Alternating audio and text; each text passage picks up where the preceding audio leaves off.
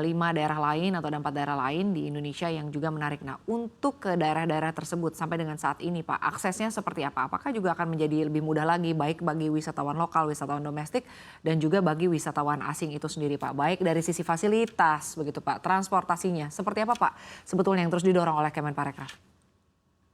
Ya, kita terus meningkatkan kolabor aksi dengan stakeholders Pentahelix pariwisata. Ini strategi promosi yang efektif dengan cara mereka juga menjadi bagian dalam sebuah bingkai partisipatif. Kami terus mendorong pemanfaatan media film, ini seperti film yang baru ini Gadis Kretek ternyata bukan hanya terkenal di Indonesia tapi juga terkenal di mancanegara. Ini bisa kami gunakan sebagai bagian dari Mbak Sinta jadi promosi destinasi. Sebelumnya ada Big Four yang tampil juga di Netflix. Dan menurut kami inilah strategi yang paling dominan yang akan kita lakukan berkaitan dengan pendekatan baru dari pariwisata kita yang sifatnya adalah kita memastikan bahwa program-program yang kita lakukan ini semuanya bisa memiliki efektivitas yang tinggi. Ada 5 destinasi super prioritas yang akan kami dorong menjadi lokasi syuting film nasional dan internasional. Dan memang banyak tantangan di 2024, ada geopolitik, ada biaya tinggi dari segi tiket maupun juga dari inflasi yang lebih tinggi atau higher for longer. Tapi kami meyakini bahwa Indonesia masih memiliki peluang besar. Karena kalau kita lihat bahwa Indonesia memiliki semua potensi untuk pengembangan pariwisata yang personalized, customized, localized, yet smaller in size, tapi dengan tren-tren terkini yaitu leisure, yaitu business dan leisure. Juga ada masifnya penyelenggaraan event dan festival music.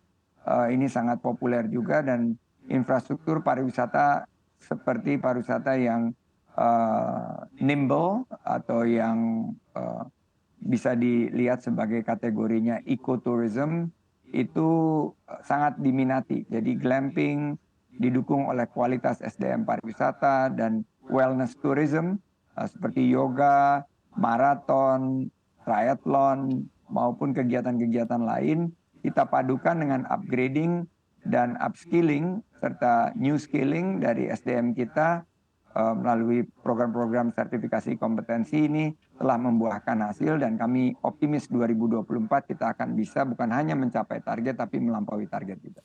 Baik Pak Sandi, di tengah berbagai tantangan yang tadi Anda sebutkan begitu ya Pak, untuk ke depannya Pak, sektor pariwisata sendiri di Indonesia akan seperti apa Pak Sandi? Saya melihat kita akan terus bisa menciptakan peluang usaha dan lapangan kerja. Saya memberikan guidance kepada industri bahwa sektor pariwisata ke depan akan menjadi lokomotif perekonomian. Kita akan tembus 4% kontribusi kita terhadap GDP.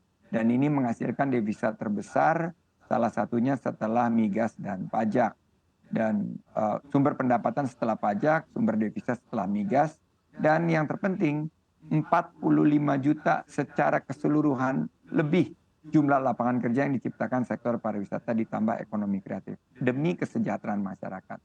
Saya ingin mengajak industri untuk mulai berinvestasi karena kalau kita lihat kontribusi investasi kita terutama investasi yang bernuansa ESG, environmental, social, dan governance ini harus kita lebih dorong lagi ke depan.